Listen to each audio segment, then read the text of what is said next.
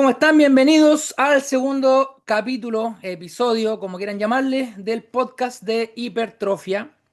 En esta ocasión, nuevamente, estamos con Jan, investigador amateur, quien ya tiene vasto recorrido en la investigación, sobre todo en este caso, de lo que nos dice la literatura científica sobre los ejercicios monoarticulares y multiarticulares.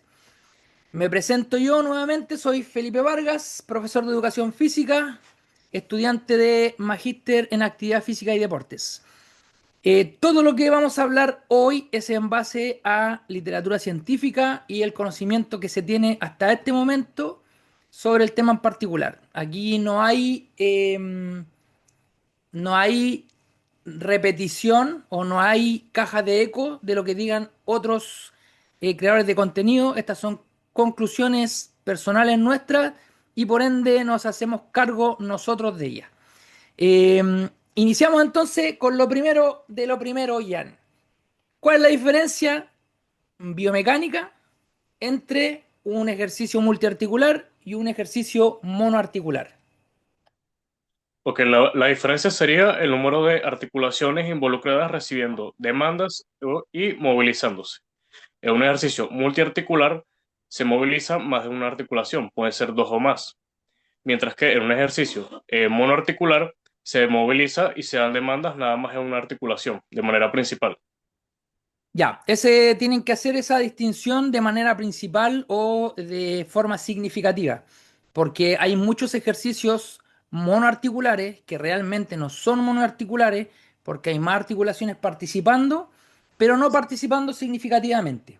¿Ya? Entonces, lo importante aquí es la cantidad de demandas que se va a llevar cada articulación, porque difícilmente hay muy pocos ejercicios donde una sola articulación, y creo que podría haber ninguno, se lleve o sea, se lleve demanda y otras articulaciones no. Si nosotros estamos haciendo un curl de bíceps, que podríamos decir que es un movimiento monoarticular, porque se está moviendo la articulación del codo y las demandas están sobre los músculos que participan en el codo, pero el hombro también está teniendo cierta función, que es la de estabilizar ese movimiento, y la muñeca también. Y sabemos que el trabajo isométrico tiene funcionalidad, tiene estímulo y también tiene hipertrofia.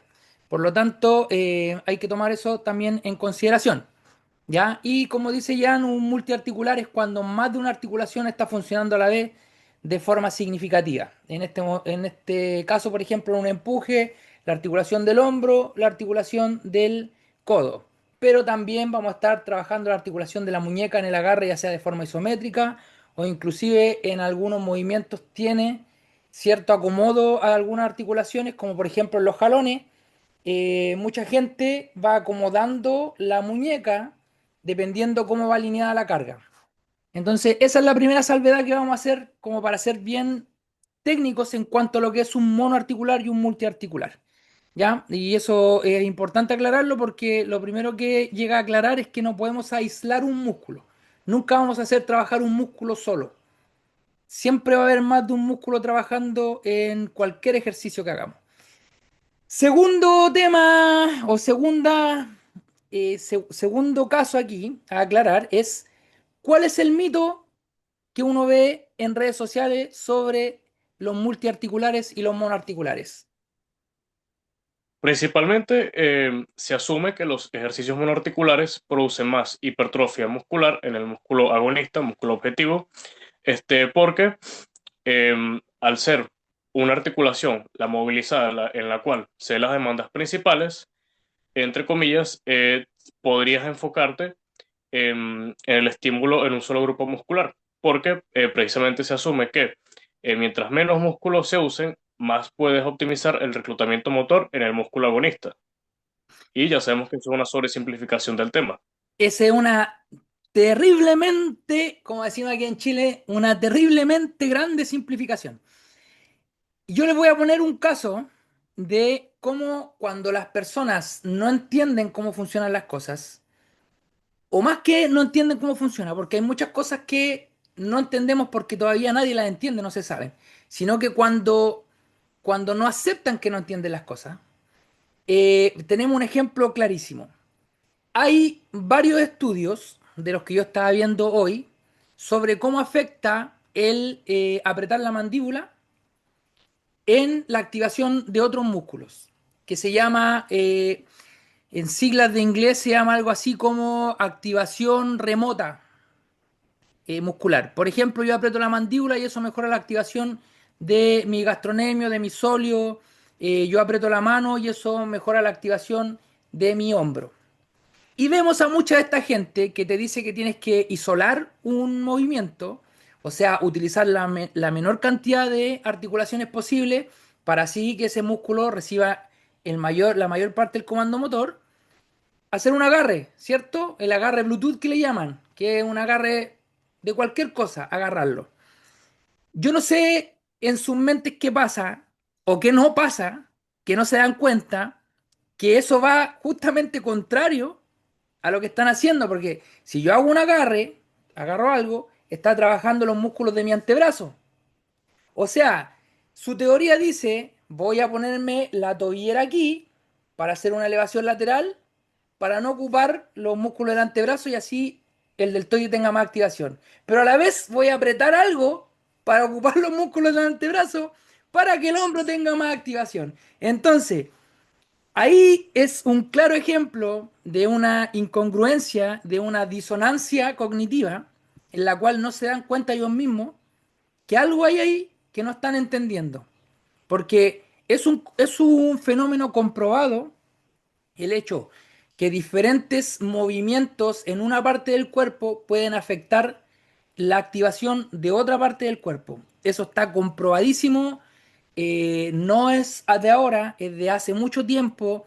Por ejemplo, temas como que si yo tengo un tobillo lesionado, no tengo dolor, está recuperado entre comillas, pero no rehabilité la movilidad de ese tobillo, los mecanorreceptores de los ligamentos pueden afectar el reclutamiento de las unidades motoras de mi cuádriceps, de mi isquio, de mi glúteo, de mis psoas, inclusive de mi dorsal, de mis abdominales y de mi trapecio, el tobillo.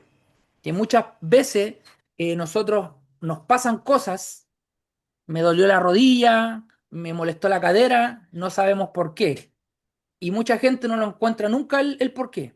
Sabe que son cosas que vienen y van, pero si tú no te vas a hacer una evaluación completa, donde te revises cada articulación que funcione en esa cadena de movimiento, posiblemente vas a tener ese problema para siempre, sin saber que a lo mejor es un problema en el arco plantar, es un problema en algún ligamento del tobillo, o de la cadera, o de la rodilla, o muchas cosas que pueden pasar. Entonces, esto se ve en el hecho de que cuando se aprieta la mandíbula, se ha visto que eso produce esto se llama el reflejo H, produce una mayor activación del sóleo. Eso está comprobado. También se ha visto que produce, por ejemplo, mejoras en el rendimiento, como en un clean, un movimiento olímpico. Se hizo un estudio donde se probó apretando la mandíbula o no apretándola.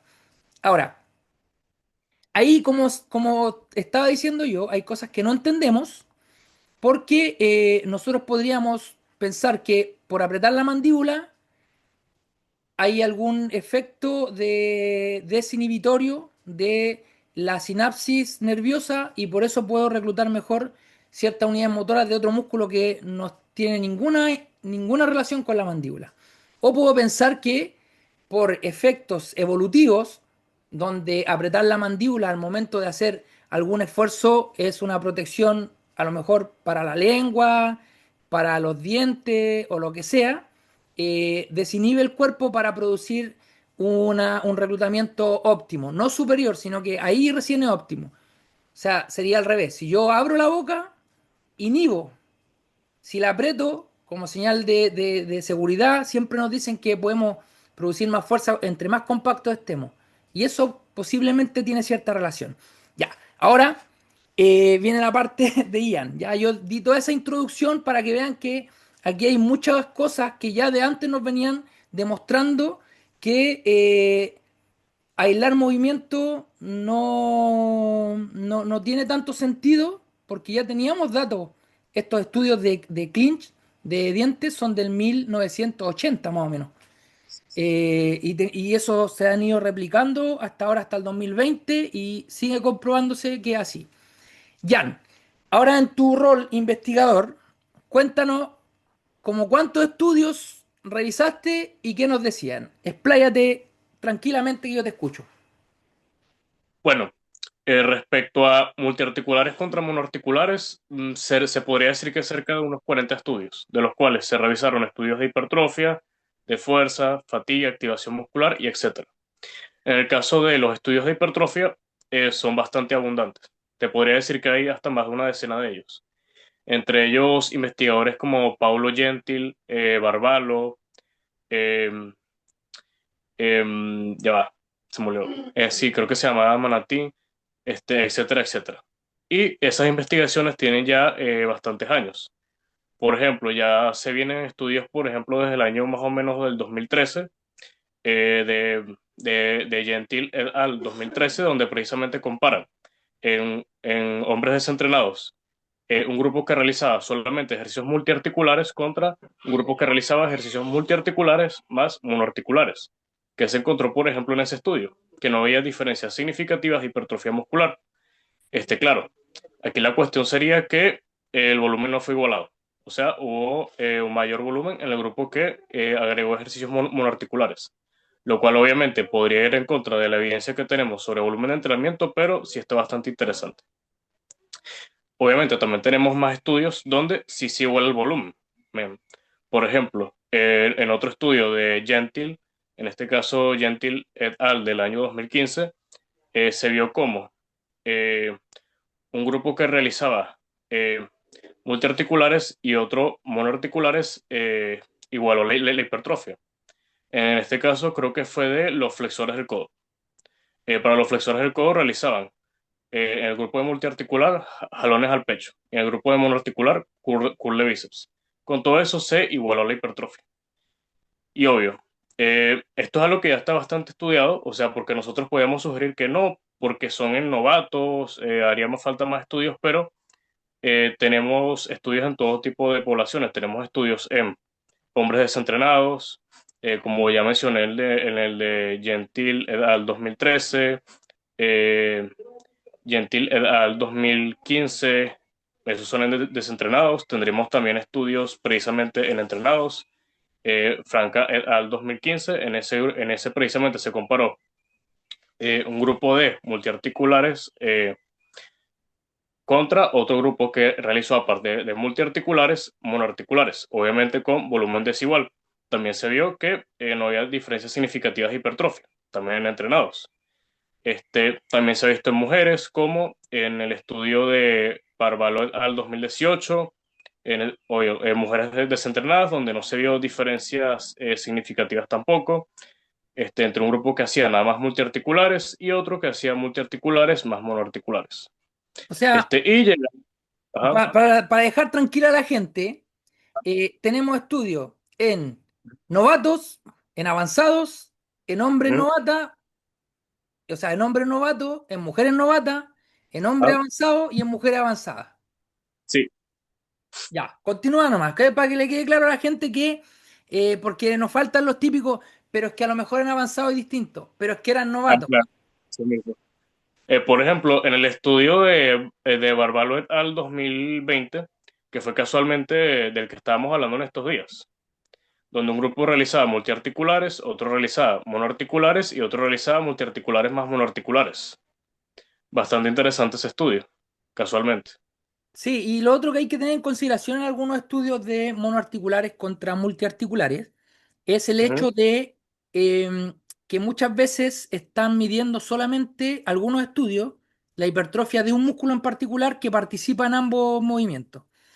ujú, Y a veces ahí hay que tener ojo porque, por ejemplo, cuando se usa con preses y se mide el tríceps, en un press banca, la cabeza larga no tiene una funcionalidad eficiente por la inhibición antagonista. O sea, cuando una articulación se está moviendo hacia un lado, la otra articulación está haciendo el trabajo contrario muscular, por ende nunca hay una tensión mecánica eficiente en la cabeza larga.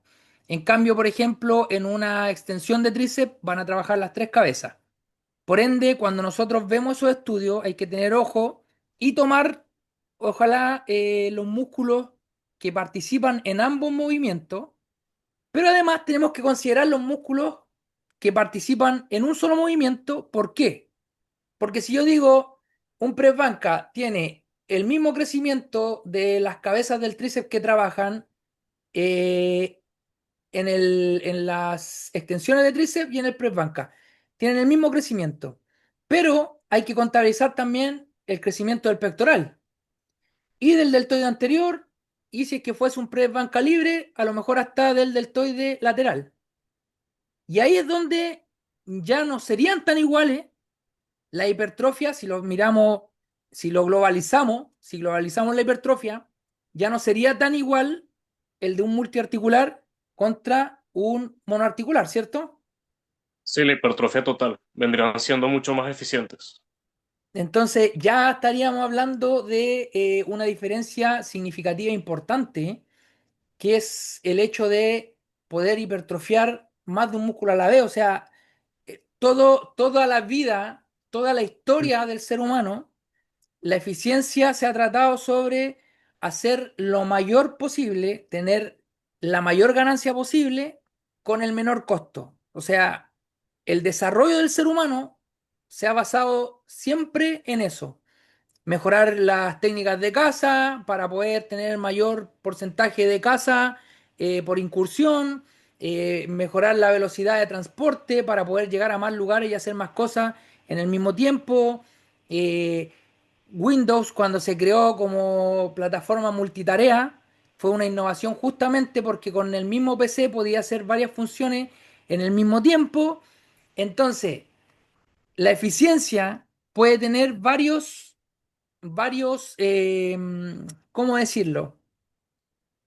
Varias ganancias o ganancias subjetivas para distintas personas. Por ejemplo, para alguien es eficiente lograr la mayor cantidad de cosas en el menor tiempo. Para otra persona a lo mejor es eficiente, o sea, el tiempo no es parte del costo. Una persona que no tiene nada que hacer en todo el día, que se levanta desocupado y se acuesta aburrido porque no hizo nada en todo el día, el tiempo posiblemente no sea costo. Pero tenemos también, aparte del tiempo, tenemos la energía que utilizamos y tenemos la velocidad con la que llegamos, que ya sería tiempo-distancia, a un objetivo. Hablando en ese caso, no hay cómo negar que los multiarticulares son más eficientes, por donde se miren. Tiempo, distancia a nuestro objetivo, en todo caso son más eficientes. Entonces, ¿por qué crees tú que se empeñan tanto en querer inventar ejercicios que aíslen lo más posible un músculo? Yo diría que es precisamente por el desconocimiento, porque ojo, ellos dicen que ellos saben de mecanismos, que de que cuantos menos músculos haya implicados, más reclutamiento y eso, y ni de mecanismos ni realmente de evidencia científica, ya que realmente muchas de las cosas que ellos sugieren, que es más óptimo, basado en la ciencia, no está realmente basado en la ciencia, ya que como ya hemos mencionado, hay bastantes estudios donde se ve que un monoarticular no es necesariamente superior en hipertrofia que un multiarticular. Si bien, claro, cada tipo de ejercicio puede tener sus funciones dentro de una rutina, digamos que eso no lo hace inherentemente superior uno a otro.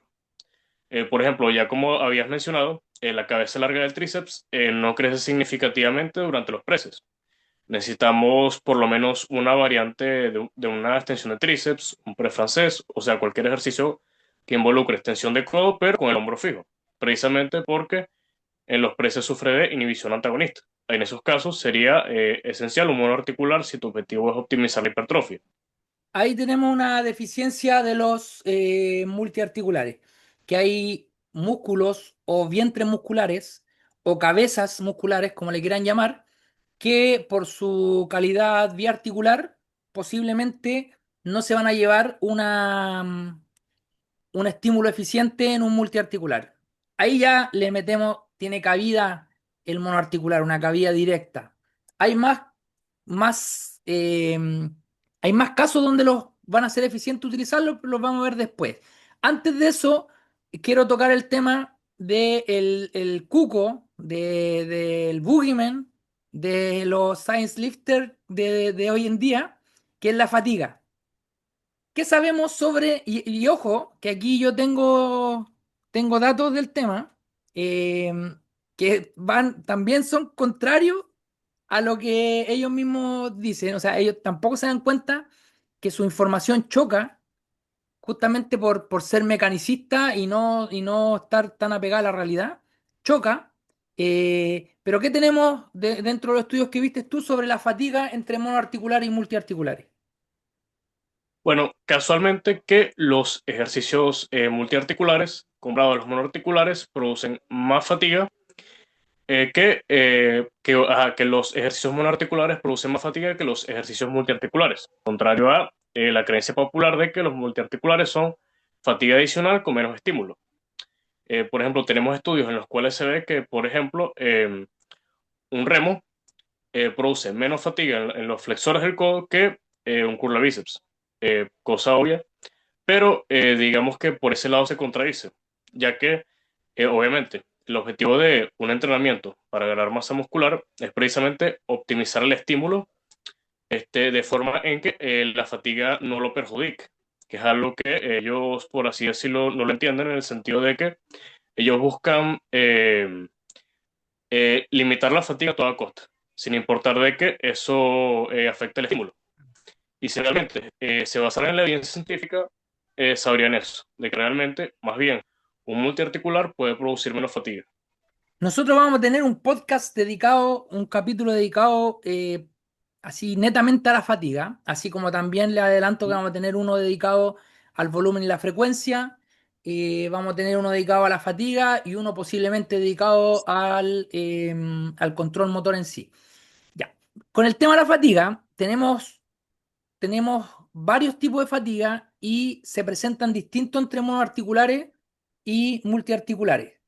Porque es muy posible que en un multiarticular tengamos cierta fatiga diferente y mayor que la del monoarticular, como es la fatiga central.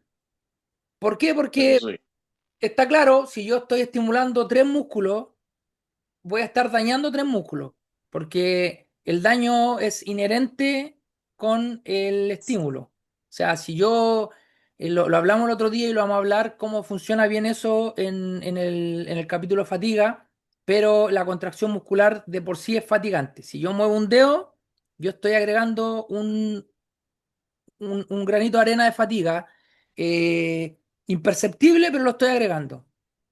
Por ende, entre más músculo yo mueva, hay cierta fatiga que sí va a ser superior, pero otra fatiga que no. Entonces, en cuanto a la percepción de esfuerzo, hay ciertos multiarticulares que podrían tener una fatiga superior eh, en cuanto a la percepción de esfuerzo de la sesión. O sea, entre más multiarticulares yo tenga, muy probablemente voy a terminar la sesión con más sensación de cansancio que si sensación, ojo, estoy hablando de sensación, que un monoarticular, y también la fatiga que voy a tener al otro día podría ser un poco mayor porque estoy estimulando más músculo, entre más multiarticulares tenga contra monoarticulares, estoy equiparando volumen, una serie de multiarticular contra una serie de monoarticular. Esta serie posiblemente podría tener más fatiga post entrenamiento tomando en cuenta todo. Ahora hay que ir músculo por músculo, donde posiblemente la fatiga de un músculo, sea, de un músculo en particular dentro del monoarticular, sea igual a la fatiga del o menor o mayor que la del multiarticular. O sea, músculo a músculo, ahí podría no haber diferencia o podría ser más fatigante el monoarticular. si tomamos todo, como aquí estoy trabajando muchos músculos, la fatiga total podría ser mayor a la misma serie monoarticular, ¿ya? Pero como decía Ian, eso no es lo que nos debería preocupar a nosotros, porque la fatiga, como decíamos, que viene asociada al movimiento, siempre, mientras esa fatiga esté dentro del volumen de fatiga que yo puedo manejar, que sería un término que se debería acuñar, volumen de fatiga, así como hay una cantidad de volumen de estímulo que va a ser bueno para mí, hay una cantidad de volumen de fatiga que no me va a perjudicar, ¿ya? Es como una tarjeta de crédito de fatiga. Digamos que yo tengo un crédito de 50.000 unidades de fatiga que puedo utilizar en una sesión. Mientras no me sobregire, no pasa nada. ¿Por qué? Porque en el descanso que yo tengo entre esa sesión y la otra sesión, yo pago esa fatiga, pago ese crédito y llego con mi tarjeta con los mismos 50.000 unidades para la siguiente sesión. Mientras eso pase, no hay ningún problema. Inclusive ya si nos pusiéramos más al detalle, podría llegar hasta con un pequeño, hasta con 40.000. ¿Por qué? Porque en la siguiente sesión posiblemente no voy a ocupar los 50.000, voy a ocupar 30.000. Y para la siguiente ya pagué todo. Entonces, la fatiga es importante, sí. No hay que abusar de ella, no. Hay que evitarla a toda costa, tampoco. No es necesario evitarla a toda costa. Mientras esa fatiga venga con un estímulo asociado que valga el costo-beneficio, no importa. ¿Ya? Y en eso están los multiarticulares. Sea como sea, el beneficio es superior a la fatiga que podamos tener en general en la sesión. En general de la sesión. Porque el estímulo va a ser superior. Ahora, con el tema de los aislamientos de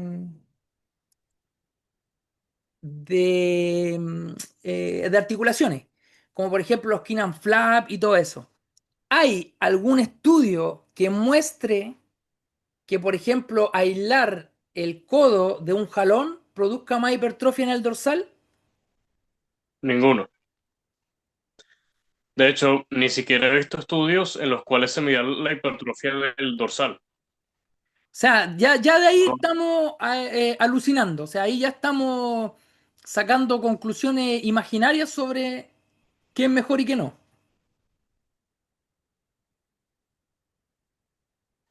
Sí, de hecho, o sea, son básicamente especulaciones mecanicistas también.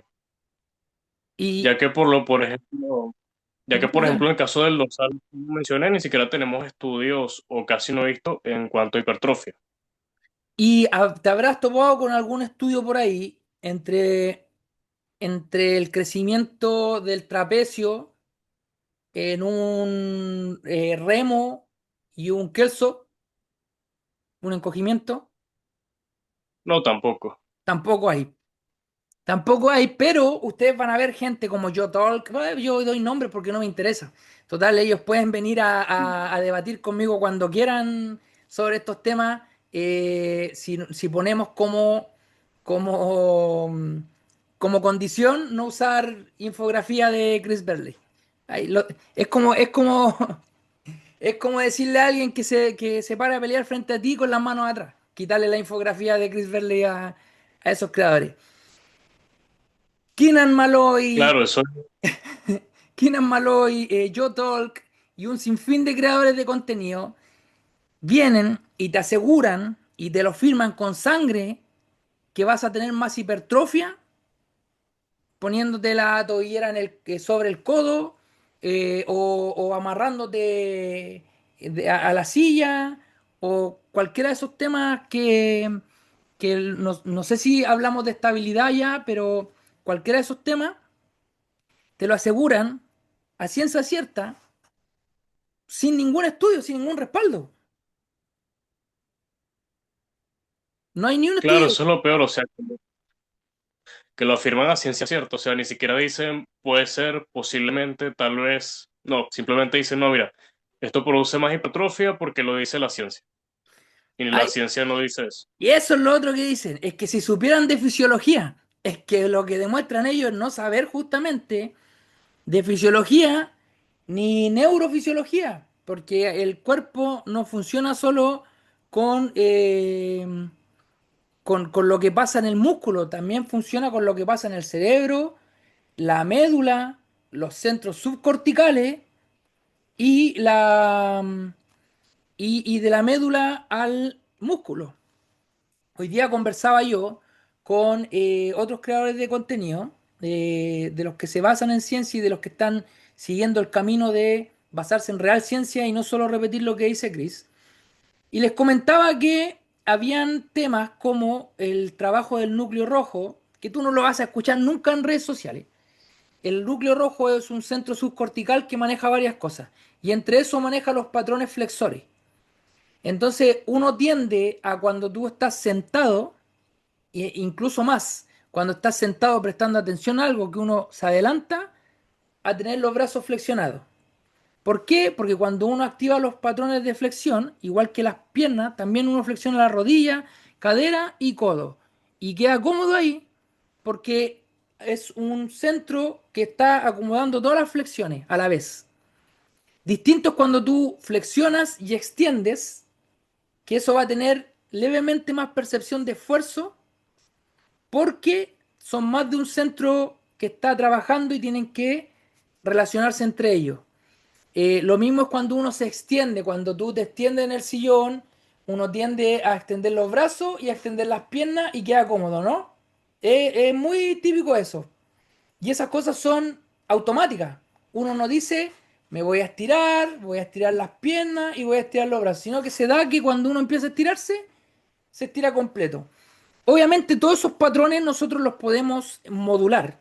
O sea, en el deporte se modulan. En el deporte le enseñamos nosotros al cerebro a que a la vez que haga esta flexión, haga esta extensión y todo eso sea óptimo, sea eficiente. Y cada vez que lo hacemos más y más, la percepción de esfuerzo de hacer eso disminuye, porque esos patrones se graban como el movimiento completo y se van a un centro en el cerebro que los guarda. Después, el cómo se mandan esas señales, las recibe la médula y la médula espinal también guarda esas estrategias de reclutamiento. O sea, tú haces un movimiento, eso tiene un feedback y el cerebro dice, no, aquí hubo un error, aquí algo faltó, esto no, está mal.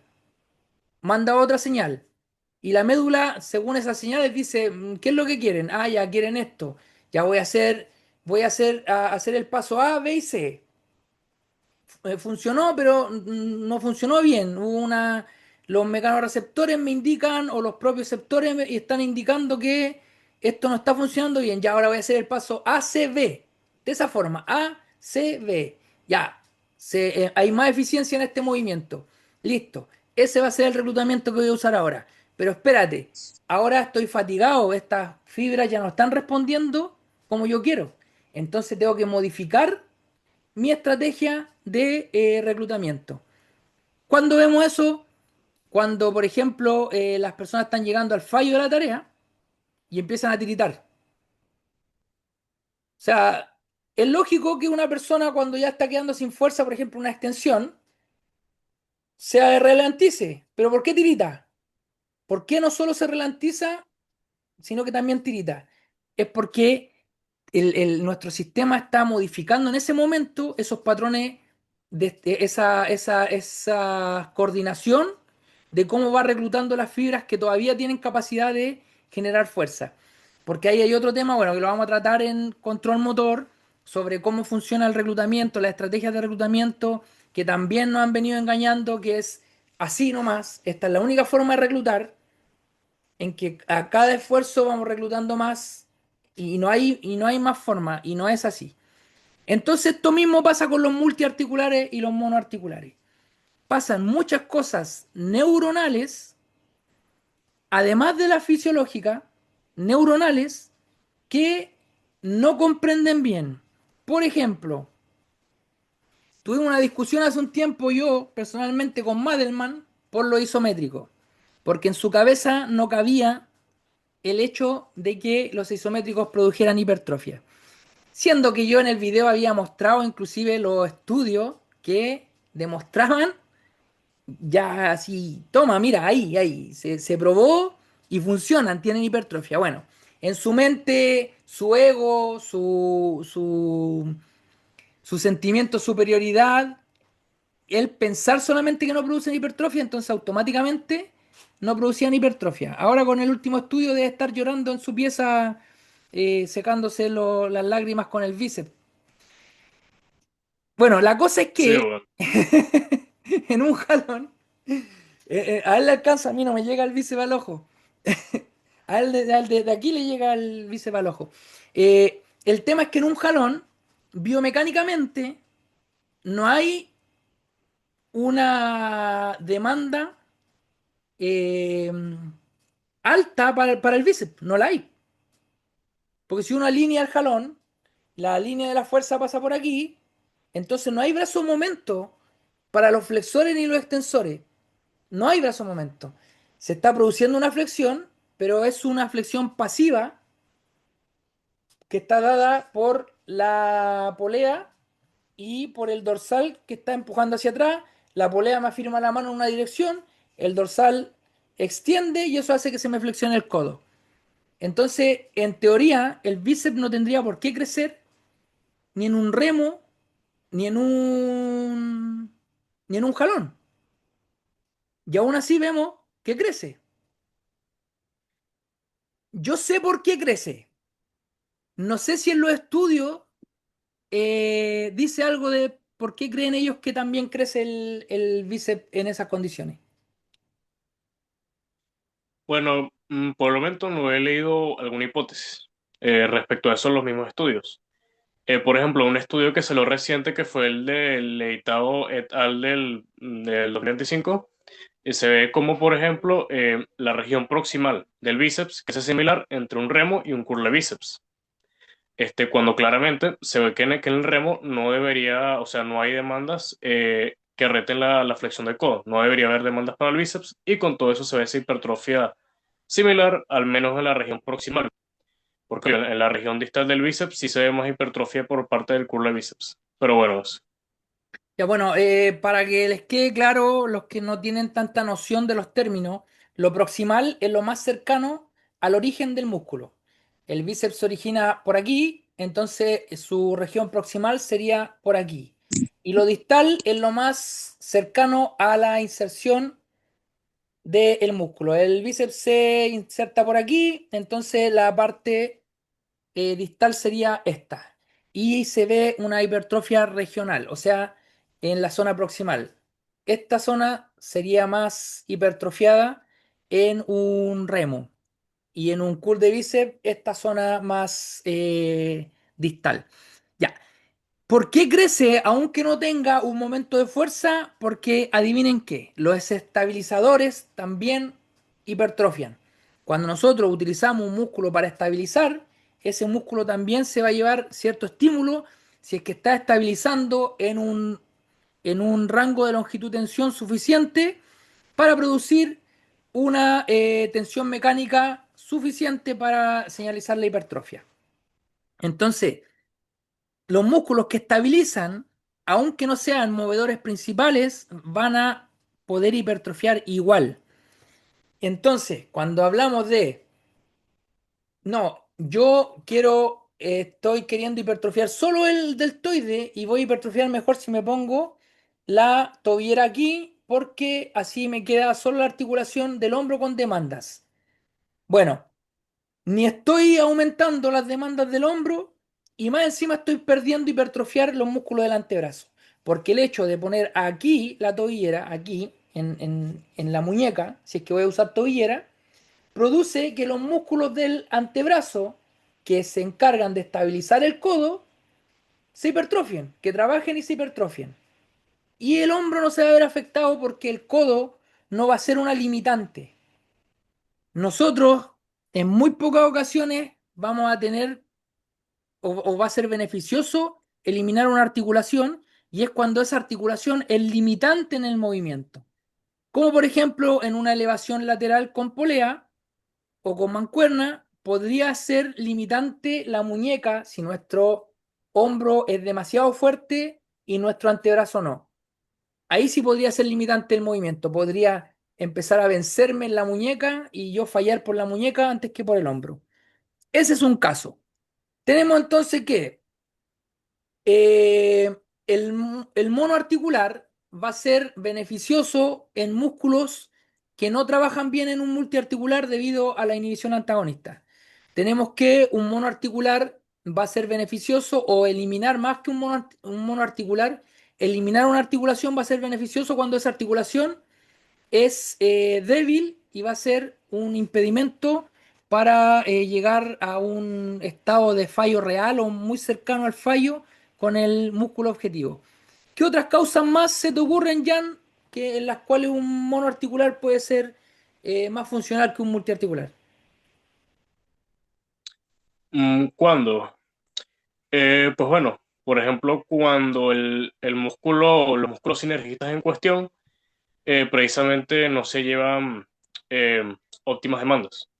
En este caso ya estamos hablando de cómo el bíceps, si bien puede crecer durante un remo, durante un clon, precisamente por el rol de estabilización, igual posiblemente para poder optimizar la hipertrofia necesitemos demandas activas para la flexión del codo. En este caso, un curl de bíceps, Ya, por ejemplo. ese es un caso. El otro caso que yo les puedo proponer, aparte de la lesión, obviamente la lesión siempre va a ser un caso para modificar un ejercicio.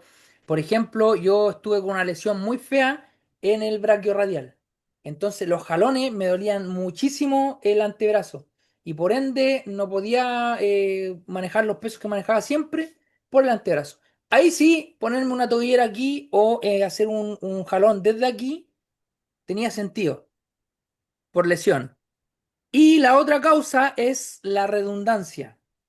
Cuando nosotros, por preferencias, hemos elegido ejercicios ya que le han dado mucho volumen a un músculo y después tengo que decidir entre meter un multiarticular para el músculo A, pero también voy a trabajar ese músculo que ya tiene mucho volumen, puedo elegir uno monoarticular para dejar ese músculo afuera, para no exceder el volumen del cual yo me puedo recuperar en ese músculo en particular.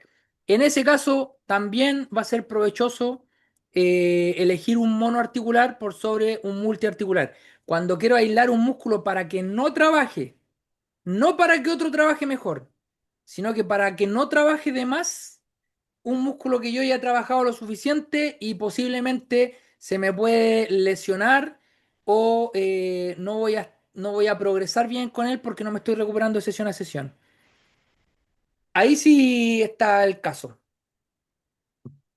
Yo pondría de ejemplo en ese caso, podrían ser en el caso de trabajar el cuádriceps con unas extensiones de cuádriceps, que por ejemplo, o sea, más allá de buscar trabajar el recto femoral, que vendría siendo otro músculo que sufre de inhibición antagonista, que no trabaja en multiarticulares, como una sentadilla o una prensa, también tendríamos esa funcionalidad, ya que por ejemplo, si durante una sentadilla tienes un volumen problema, por ejemplo, para el glúteo mayor, para el aductor mayor, que he visto que, por ejemplo, se suele lesionar, en ese caso podría ser bastante interesante si buscas meterle más volumen al cuádriceps, de repente meter unas extensiones a que seguir metiendo series de una variante de sentadilla, por ejemplo.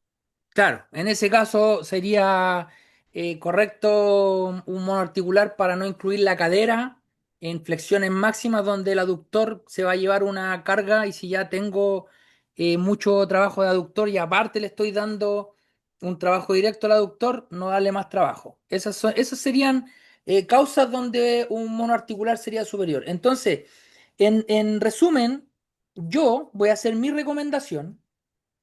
Sus programaciones deberían basarse en multiarticulares que trabajen la mayor cantidad de músculos del cuerpo y después los monoarticulares complementen lo que falta, ya sea si falta volumen de entrenamiento o ya sea si faltan músculos que no se pudieron trabajar bien en un multiarticular. Esa sería mi recomendación en cuanto a lo fisiológico. Ahora, En cuanto a lo práctico, y esta indicación va más para los entrenadores, a lo mejor hay personas que van a manejar mucho mejor porque van a ser siempre o por lo general menos complejos de aprender los monoarticulares antes que los multiarticulares. Y por un tema estratégico de que cierta persona que te llega con, por ejemplo, quiero mejorar los bíceps eh, y tengo poco tiempo para entrenar y no le importa la espalda porque, por ejemplo, una persona que tiene sobrepeso, visualmente su espalda es grande, ¿ya? Y él quiere bíceps. Tú le puedes explicar todo lo que quieras de, vamos a bajar el porcentaje de grasa, darle todo tu speech, vamos a trabajar con ejercicios más demandantes cardiovascularmente para aumentar el, el gasto calórico, las sesiones van a ser lo más corta y eficiente en cuanto a la cantidad de masa muscular que vamos a mover de trabajo de fuerza para que nos alcance a agregar ahí un HIIT para también producir una disminución de la grasa visceral, que esa no la disminuimos con el entrenamiento de pesas de forma eficiente, sino que es necesario el HIIT, todo tu speech. Y te mandan, no, yo quiero esto y esto. Bueno, por un tema estratégico de negocios, un entrenador podría elegir monoarticulares, pero por un tema de fisiología, eficiencia del entrenamiento, la mayor cantidad de su programa de entrenamiento debería tener multiarticulares, porque la persona va a progresar al mediano plazo, hablemos 3 meses, más que si ustedes parten con monoarticulares. Eso es claro y también lo dicen los estudios. También tenemos, no sé si lo tienes por ahí por la mente, Jan, que decía el estudio sobre poner primero el monoarticular y después el multiarticular, que hacerlo al revés. Que pues bueno, que se podía precisamente cuando agregas el articular primero, podría perjudicar el rendimiento del multiarticular. Por ejemplo, tenemos el estudio ese realizado usando press-banca y press-francés, donde precisamente el grupo que realizó primero press-francés y después press de banca tuvo una menor hipertrofia en el pectoral, por ejemplo. A ese, mire, ahí tiene un ejemplo claro de literatura que nos dice claramente que lo que nos vienen diciendo de si tú quieres mejorar un músculo tienes que ponerlo primero. Sí, pero hasta por ahí.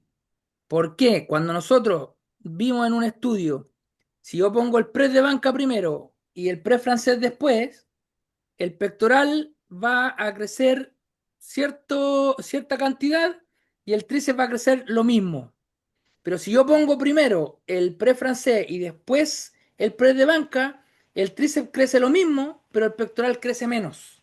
O sea, hipertrofia global es menor si yo primero pongo el monoarticular que va a afectar al multiarticular, entonces no voy a producir mayor hipertrofia del músculo que está relacionado entre los dos, que en este caso es el tríceps, pero sí menos hipertrofia en el pectoral.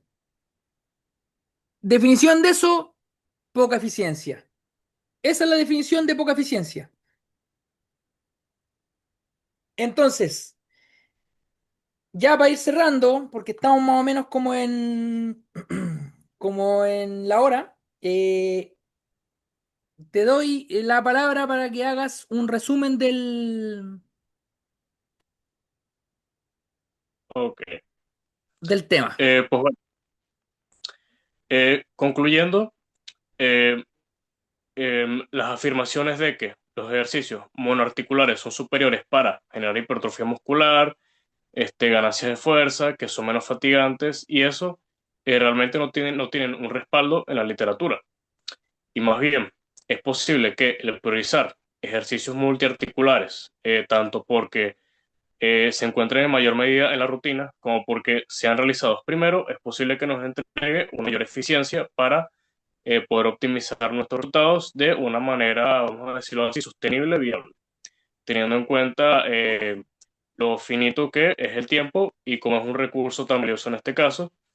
Y pues bueno, limitar los ejercicios monoarticulares para casos como por ejemplo músculos que no trabajen óptimamente en ejercicios multiarticulares, como los que sufren inhibición antagonista, como podría ser la cabeza larga del tríceps, que necesita una extensión de tríceps, un press francés, los isquiosurales que requerirían, por ejemplo, una flexión de como un curl femoral, los troneos que necesitan un ejercicio de flexión plantar, como podría ser un press de pantorrilla, el recto femoral del cuádriceps, que necesitaría unas extensiones de cuádriceps ya que no crece con sentadilla y prensa, y eso.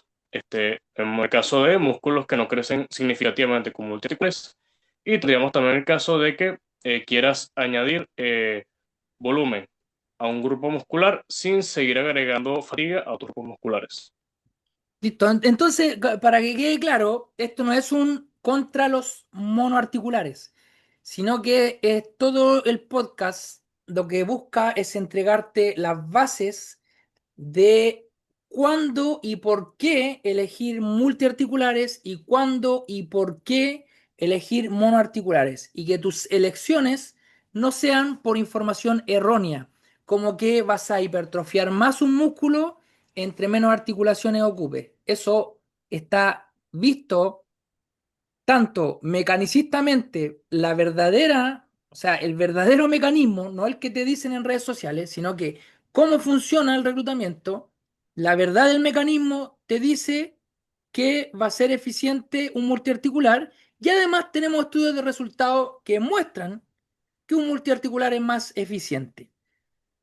Todo este podcast esperamos que te haya servido justamente para sentar las bases de cómo elegir o cuándo elegir uno y cuándo elegir el otro.